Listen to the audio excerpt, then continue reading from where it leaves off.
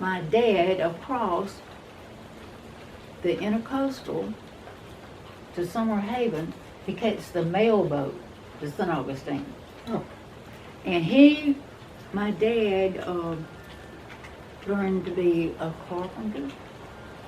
And so he would go up to St. Augustine by mail boat, put his bicycle on the boat, and off they'd go, and he'd be up there a good bit of the time. And so they worked on houses and churches and all that in St. Augustine, and that was good training for my dad. I see a knight here, but I don't know. Oh, there's a branch. I haven't been able to find Burnt Bridge. Right. On the map, it doesn't show a branch coming through here. Oh, that's Brammer Place. The branch would be here, further out. Old Kings, okay. Burnt Bridge would be somewhere along. That's the 95 overpass in the pond. Yeah, okay. That's going into Princess Place. Okay, that's Brammer's. We're here. Brammer's here off of DuPont. Yeah, okay. Somewhere, yeah. That we will find that where I'm trying to make sense of where that map is compared to this. Oh, okay. Let me see here. So like say the Orange Grove in the swamp, I think would be in here. The school, No, the Orange Grove. Orange Grove. Then the master's house would be like right here. The Orange Grove would be back in here. Like here's the master's. Here's the Orange Grove. I think, because there is a swamp in here. Yeah, okay. And I To found, St. Augustine. See, we went to St. Augustine when I was growing up. I hadn't been to Daytona, period. And the reason for that, my dad he'd had to buy, I don't know, let me see. This is what my parents did when we were growing up. Oh, I wanted to show you that. Have you ever seen this? I had a person out here working on the house. I thought we could redo the house. He was part Indian. And so he was fooling around, and the neighbors was watching, I was watching. And so he upped his price, and I had a charge card at Home Depot. And when I realized he had upped the price and he stayed on, he wasn't getting through with the old house. So anyway, I came out here one day. I had sat out here and waited on him and called the person that was doing it, and he wouldn't answer. And I finally went back to Palm Coast, and then I came back out, and he was gone. He was part Indian, or all Indian. So anyway, I gave him a few more days, and I came out and I said, okay, you're fired. You're it. Out. What picture is that? Oh, yeah, okay. That's the house. And you know, when you're out here and the house leaks, you do your best to fix it. Mm-hmm. So I've caught myself up there working on that. But the front yard was full of cedar trees. They gotta go. But see, it's facing the east. That's the way my dad does. Mm-hmm. And they discussed that, some of the relatives, and they were propped up against the cabinet in there, and they said, Ellis was always going straight east. And the property is slanted. And so, but that is cedar trees, how big they got. They had to go. What year was this house built? Huh? What year was this original house built? Oh, about 1928 or so. And then I can tell you a story about that. We were the last ones on DuPont Road. And my mother had a shotgun. And a truckload of, blacks came up here at night in a big truck. They came around here, and my dad says, I'm going to go over and see about my mother and my daughter over here. So he left my mother with a shotgun and a bunch of kids. And you know, and she had a shotgun. She had it laid on top of this thing, and it was pointed right where the truck was. And you know, if you have country dogs, you know what they do. Mm-hmm. Boy, they had those blacks scared to death. They got back in that truck and left. But I mean, you don't mess around with a country dog. They're doing their job. We had 2 country dogs, and you could hear them wah, wah, wah, you know, and that was a sign for them to clear out. Right. But they must have been drinking. But my mother had that shotgun like that. And so anyway, we were safe out here. That's the only time we were having a problem. But you know, you just don't know what people are thinking. And I ran into somebody at a gathering at Bunnell near the Cattlemen's Association. A whole bunch of old people. And you remember, was it George Hands? Mm-hmm. He was a good fellow. He was there. And he hugged my neck. He was a little fellow, and here I was, and he hugged me over the table. And I couldn't help but laugh. But anyway, there was a black woman there, and I think they had our tables marked with her name. There was a black woman there, and when they called my name, she said, I know her. I'd never seen her in my life. And, you know, I let well enough alone. That's okay. But we, you know, in Bunnell, they had their own school. Right. And the whites had their own school. But anyway, it was really nice. Let me tell you the worst thing that ever happened out there. I have to tell you this. The worst thing that the kids got into, it was football players. They put a cow in the basement of the school out here.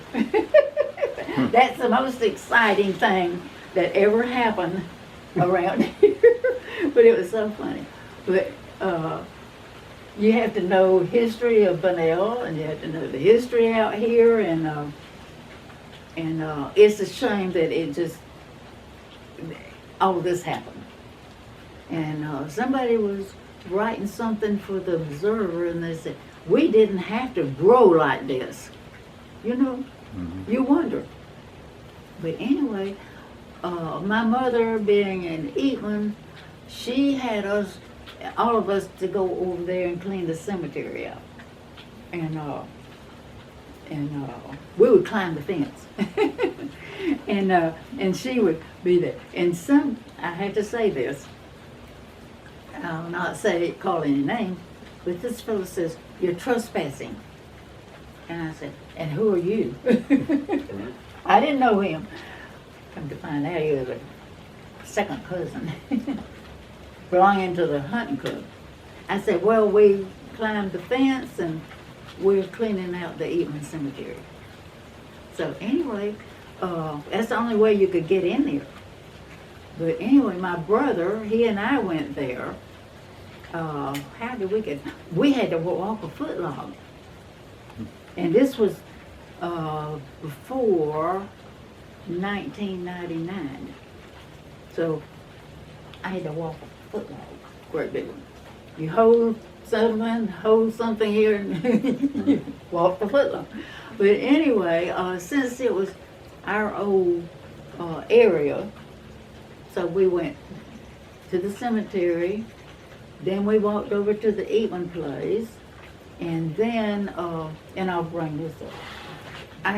We used to go over there near the cemetery, and there was an Indian mound Did you know about that? Mm-hmm.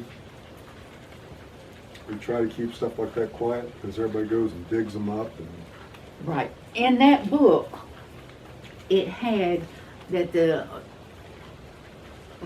different ones, you know, dug around. And I don't know if you all were around, but I when they were building that, going to build assistant living Mhm. there, I knew the Indian Mound was there. That's before they ever started building them. And I don't know if you all were there or not, but I went to the Holden house. People there didn't know me from Adam.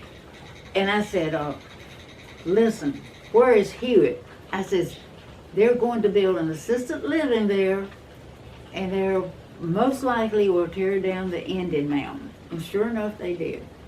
They looked at me like I was crazy. Well, see, I associated with the Eatmans Cemetery, and my aunt and uncle lived nearby, and they had 2 boys, so we would play on the Indian Mound. Didn't hurt it, and so I knew it was there. Of course, Hewitt tells me it's there. Well, he wasn't even born at that time. But we would go visiting my aunt and uncle. It would be my mother's brother. And so we would just, you know, walk around, enjoy. And they were near the cemetery. And but I did know where the Indian Mound was. There was nothing you could see. It was back in there where you couldn't see it. But it's supposed to be against the law to start messing around with Indian mounds. the problem is, it's up to the contractor or developer to say, I found this. Yeah. That slows down development, and time is money. We've Right. ran into that a few times. I've seen pictures of Indian mounds, you know, and they would be almost in the middle of a highway. Mhm. And but anyway, we knew not to mess with it. But anyway, it was just nice knowing it was there. And he would, years later, he was showing me where it was. You're I like, already come knew. on. I already knew. But anyway, let's see. What else do we need, Mary? We were over there visiting she married my Uncle Willard, Aunt Maggie, and that's Stuart. And I just happened to find it. I don't know how I found it. But anyway, Do we have a copy of the Eatmans survey? We do, right? Yeah, I believe so. Yeah, well, I think so. We need to make a You copy. did you? My sister brought Brought a one. copy. Yeah, oh, you did make a copy of it. Yeah. yeah.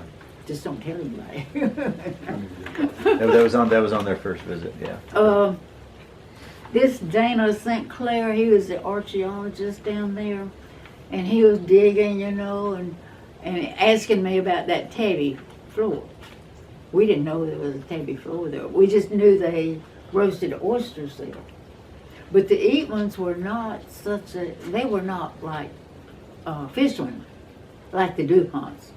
The DuPonts would, my dad would say, who wants to go fishing? I said, did you take that out? I got this out of my garage. And, you know, you have to hold on to things. Ooh, that's heavy, Mary. It's been on my garage floor. But anyway, I was going to get onto this subject. My dad and my mother, they would make these. And that's why we went to St. Augustine, because they had warehouses there on the water where you could buy this. And my dad would carve out the needle thing. Mhm. And he would actually mold these lids. And he could, on the old house, it was wooden. And my dad would have a nail like here, My mother would have a nail over there, and they'd go to town working on these. They But actually when- did the knots and everything? They shoveled the whole thing together? Yeah. Oh, wow. But anyway, you all need to go inside and see what now the younger generation doesn't know that. But this, my mother and daddy would pay me a penny a round. They gave my brother a dime a round. Does that tell you something? But they'd have, each one of them would have that. And then we learned to do it ourselves. And then my dad would have us to take a skein of this and put it in a ball. And then when you get through putting it, then you thread a needle, wooden needle, and then you have a little block of wood that makes the size of it, like that. But I saved, and of course the younger generation didn't know anything about that. But they would put the skin of this on that, and us kids would have to stand there, roll it, put it on a ball. Then you put it on a needle, and that's how they ended up. But sitting out here just going, my mother could do it as good as my dad. But anyway, that came off the floor of my garage, and I said, there's one on the back porch made like that, because they could make shrimp nets or cast nets. And then my dad could get out and throw those things, and yeah. Mary, I think we need to wash that off. I just picked it up the other day and stuck it in that. But anyway, what else do we need? Let me see what else. So what else y'all want to know? Well, while I'm wandering around the golf course looking for stuff, where should I look for what? The guy showed me where the house was. There's an oak tree or a big cedar tree or something. Hammett Dune? Yes. Oh, okay. I had the Eatmans there a couple of years ago. I had them to meet here, and then it was in